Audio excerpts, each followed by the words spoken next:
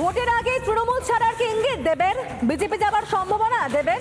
তিনটি কমিটি থেকে পদত্যাগ ঘাটালে তৃণমূল সাংসদের, তৃণমূল থেকে দূরত্ব কি আরো বাড়লো দেবে? ঘাটাল রোগী কল্যাণ সমিতির চেয়ারম্যানের পদ থেকে ইস্তফা, বীরসিংহ ডেভেলপমেন্ট অথরিটির পদ থেকে পদত্যাগ, রবীন্দ্র শতবার্ষিকী কলেজের প্রেসিডেন্ট পদও ইস্তফা। এবার কি দলীয় পদ ছাড়বেন তৃণমূল সাংসদ? ঘাটালে ঘাসফুলে এবার কি কোনো নতুন মুখ আসছে? রাজনীতি ছাড়ছেন না দল বদল করছেন দেব?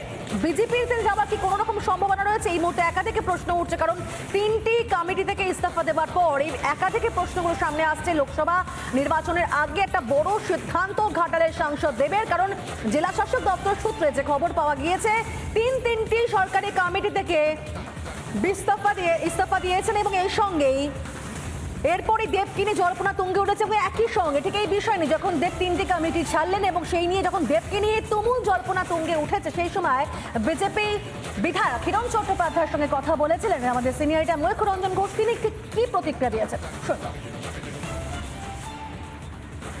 দীপক অধিকারীকে নিয়ে আপনি সরব ছিলেন এবং দীপক অধিকারী হয়তো এবার রাজনীতি ছাড়ছেন বা হয়তো দল বদলের ইঙ্গিত পাওয়া যাচ্ছে।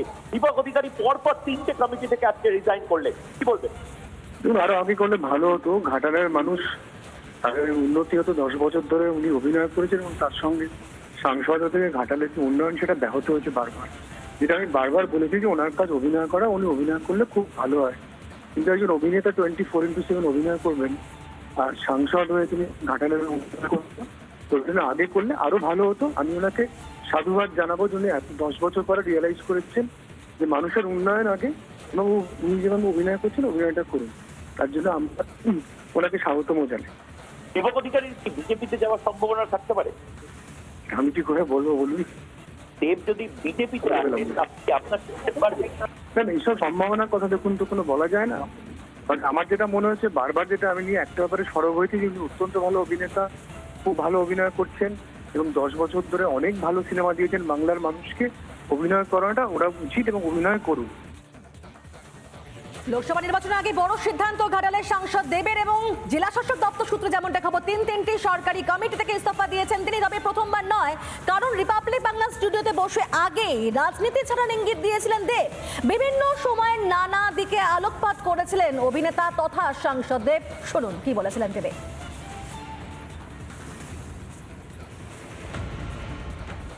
আমরা দীপক অধিকারীকে কোনোদিন মুখ্যমন্ত্রী অ্যাসপিরেন্ট হিসেবে দেখতে পারি? আমার তো মনে হচ্ছে এইটাই আমার লাস্ট টার্ম। আমার মুখ্যমন্ত্রী কোথায়? আমার কোনো কর্মতে, আমার কোনো ব্যবহারে, আমার কোনো শব্দতে আমার দলের যাতে নাম না, আমার পরিবারও তাই তার মধ্যে পড়ে। আমার পরিবার। তোমার বড় অ্যাসপিরেশন কি এখানে নেই? মানে আমরা দীপক অধিকারীকে কোনোদিন মুখ্যমন্ত্রী অ্যাসপিরেন্ট হিসেবে দেখতে পারি? আমার তো মনে হচ্ছে এইটাই আমার লাস্ট টার্ম। আমার মুখ্যমন্ত্রী কোথায়? লাস্ট 9 বছর 10 বছর হতে চললো নিজেকে জেতানোর জন্য বা দলকে জেতানোর জন্য আমাকে কাউকে ছোট করতে হয়নি। এই জন্যই হয়তো আরেকবার সুযোগ আসছে 2024-এ, দেখা যায়। আরেকটা টেস্ট ম্যাচ। বুঝতে পারছি তুমি কোন দিকে যাচ্ছ মহিব। আমরা এখন ব্যোমকেশ দুর্গর অশ্ব নিয়েই থাকি। আচ্ছা, তার মানে একটা মানে করিডোর অফ আনসার্টিনিটির মধ্যে তুমি নিজেকে রাখছো। ভয় লাগছে তোমাকে টিকিট দেবে না? না, টিকিটের কথা তো আসছেই না, কারণ আমার মনে হয় 8 মাস বাকি আছে। আর টিকিট না, আমার মনে হয় কি আমাদের যিনি নেত্রী আছেন সে ডিসাইড করে কাকে দেওয়া হবে কাকে দেওয়া হবে না। আমি এইটুকু বলতে পারি আমার লোভ না আগে ছিল না এখন আছে। একটা রহস্য তৈরি হচ্ছে 2024-এ তুমি হয়তো আর রাজনীতিতে থাকবে না। এবার কি রাজনীতিকে ইতি করে পুরোপুরি ফিল্ম স্টার ব্যোমকেশ বক্সী, ফেলুদা, মিতিন মাসি, ড্যাক্সিট, সেই যে গোটা পৃথিবীটা ইউনিভার্সটা, সেই ইউনিভার্সে ঢুকে পড়ছো? কেন আমার জীবনটাকে এত তাড়াতাড়ি ঠিকঠাক ভালো তো আছি। হ্যাঁ, একটু তো চিন্তা ভাবনা ডেফিনেটলি মাথায় চলছে কি আমি পদক্ষেপটা 2024-এ কী করবো, but too early to say. But এইটার জন্য নয় কি আমি আমার দলকে সত্যি ভালোবাসি। আমি দিদি এবং দল মানেই আমার কাছে দিদি, অফকোর্স। কেউ না অনেক জিনিস হয়, অনেক কিছু হয়, এটার জন্য নয় কি আমি যদি কালকে ছেড়েও দিই, আমি কথার কথা বলছি, এখনও ভাবিনি ছাড়বো কি ছাড়বো না। ইটস নট দ্যাট কি আমার দল আমার সঙ্গে খারাপ করেছে, ইটস জাস্ট দ্যাট কি অ্যাট টাইমস আমি হয়তো একটা 100% পলিটিশিয়ান হলে সেই যে সময়টা দিতে পারতো হয়তো আমি সেই সময়টা দিতে পারছি না। তোমার কখনো রিগ্রেট হচ্ছে এখন যে তুমি বা মিমি বা নুসরাতেরা টাইম দিতে পারছো না? এটা না, তুমি এটা মেনেই নিয়েছো, কারণ কি তোমার ভোটারদের তো কোনো প্রবলেম নেই, দুবার তুমি জিতেছো। See that's a difference between regret আর সময় নিয়ে দেওয়া না, সময় দেওয়া রিগ্রেট হয়তো আমার মনে হয় কি দর্শক কেন বলছি, এটা তো ভোটার হবে, ভোটারদের এবারে পুরোপুরি না ভোটারদের জন্য। এবারে ভোটাররা যদি না চায়, ঘাটালের মানুষ বা মিমি যাদবপুর থেকে দাঁড়িয়েছে আর বসিরহাট থেকে দাঁড়িয়েছে, নুসরাত কন্ট্রোভার্সিতে হয়েছে গেছে, আমি সেটার মধ্যে কেন দেবো, তুমি প্রশ্ন করেন আমাকে উত্তর দিতে হবে কেন? এবং আমার মনে হয় কি এইটা না পুরোপুরি ডিপেন্ড করছে আমাদের যারা ভোটার্স আছে, যারা ওই অঞ্চলে থাকে, যেই জায়গায় থাকে, যেই গ্রামে থাকে, তারা হয়তো বেশি ভালো বলতে পারবে দেবকে সত্যি চাই কি চাই না। আমার মনে হয় কি আমাদের রাজনীতি এইরকমই হওয়া উচিত, জোর করে কারো ঘাড়ে বসে দেওয়া উচিত। আমরা প্রতিদিন পুলিশের নিষ্ক্রিয়তা দেখি, আমরা প্রতিদিন মানুষের স্বপ্ন চুরি যাওয়া, চাকরি চুরি যাওয়া, সম্পদ চুরি যাওয়া, সেগুলো দেখি। প্রতিদিন দেখি কিছু মানুষ রাস্তায় বসে আছে, কিছু মানুষ গদিতে বসে রয়েছে। এই সমস্ত কিছু কি দীপক অধিকারী বা প্রধান দেখাবে? প্রতিদিন আমরা অনেক কিছুই দেখি, সেটা সবসময় দেখানো সম্ভব না সিনেমার মধ্যে। তুমি যদি অ্যাপার্ট ফ্রম সিনেমা বলো, সেখানে আমার বক্তব্য আছে, সেখানে আমার মনে হয় কি কেন যার যোগ্য যেটা পাওয়া সেটাই হওয়া উচিত। যদি শিক্ষকরা যদি ঠিকঠাক যদি না হয়, তো আমাদের দেশটা সারা জীবন অশিক্ষিত থেকে যাবে। যেখান থেকে আমাদের ভিড়, যেখান থেকে আমাদের মানে যে যে তার যোগ্য না, সে ফর এক্সাম্পল হিস্ট্রি টিচার হলে, সে হিস্ট্রি নিয়ে কিছুই জানে না, কিছু টাকা খাইয়ে সেই জায়গায় পৌঁছলো, তাহলে আমাদের দেশটা ভবিষ্যতে অশিক্ষিত থেকে যাবে, সেটা নিয়ে কোনো বিমত নেই। কোনো দাদা বা কোনো দিদি চায় না মানুষ মরুক। আমি জানি কি মোদিজি চায় না হয়তো দেশের মানুষ মরুক, বা দিদিও চায় না হয়তো দেশের মানুষ মরুক, কিন্তু এই যে এদের কাছে পৌঁছনো, এই যে সহজ রাস্তাকে আমি কিভাবে এদের লাইমলাইটে আসবো, কে এইটা করে যদি আমি লাইমলাইটে আসতে পারি, তবু দেখো দিদি আমি এত ভোট নিয়ে, দেখুন দাদা স্যার আমি এইটা করে দিলাম, আমার মনে হয় এইটাকে না মানে এইটাকে বন্ধ করতে, কাছে পৌঁছানোর যে রাস্তাগুলো হচ্ছে, সে অনেকে হয়তো মানুষকে মেরে, হয়তো মানুষকে লুট করে, হয়তো মানুষকে কষ্ট দিয়ে, হয়তো এই